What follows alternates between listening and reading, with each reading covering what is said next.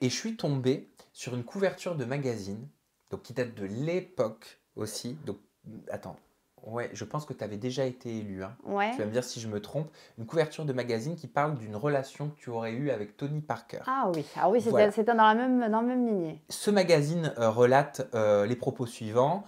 Il dit que tu aurais dit que Tony Parker maîtrisait très bien l'art du baiser, en disant que tu avais fait une merveilleuse rencontre et que tu espérais que le conte de fées allait continuer. De son côté, Tony Parker avait déclaré, et c'est vrai que ça avait fait les choux gras de la Oui, presse bien à sûr. l'époque, il avait dit cette histoire commence à sérieusement m'énerver, je me demande pourquoi Barbara a fait ça, il n'y a même pas eu d'aventure d'un soir, franchement si ça avait été le cas, j'aurais rien à dire. La réalité c'est que nous nous sommes rencontrés à une soirée, je l'ai trouvé sympa, et nous nous sommes revus le lendemain au théâtre, fin de l'histoire, je ne l'ai jamais revu depuis. Je voulais savoir comment est-ce que tu avais vécu ce déferlement médiatique quand même, t'étais en couverture de plein de Oui, magazines. oui, oui, non, bah, c'est sûr que c'était pas évident. J'avais donc à l'époque 19 ans. On avait été donc pris en photo à la sortie d'un théâtre justement. Et moi, je n'ai rien maîtrisé du début à la fin de cette histoire. On va dire, ça allait trop vite pour moi. Et d'autant plus, voilà, Tony Parker était une personne, je veux dire, enfin, qui est une personne médiatiquement importante.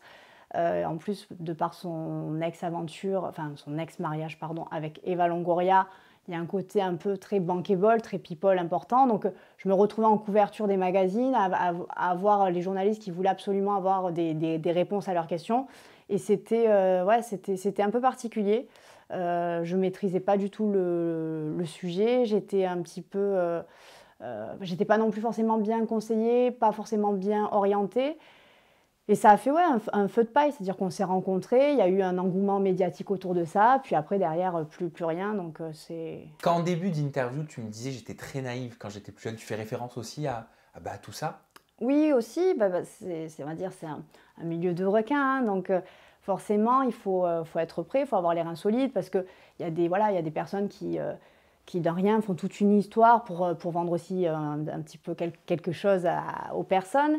Et ouais, on va dire, je réagissais pas forcément non plus parce que je savais pas quoi dire, je savais pas comment le dire.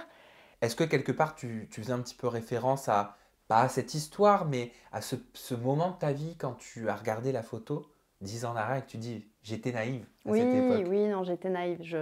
C'est sûr que ce genre d'expérience m'arriverait aujourd'hui, ça se passerait pas pareil. Et j'avais ouais, un côté un peu bisounours, un peu léger. Pour moi, le monde était beau, était gentil. Et en fait, il y avait derrière des arrangements, il y avait derrière un côté justement orienté sur un axe. Voilà, on veut montrer ça à l'image pour créer tel buzz. Et c'est vrai que j'étais pas préparée à ça. Ok, très bien, mais je comprends beaucoup mieux maintenant.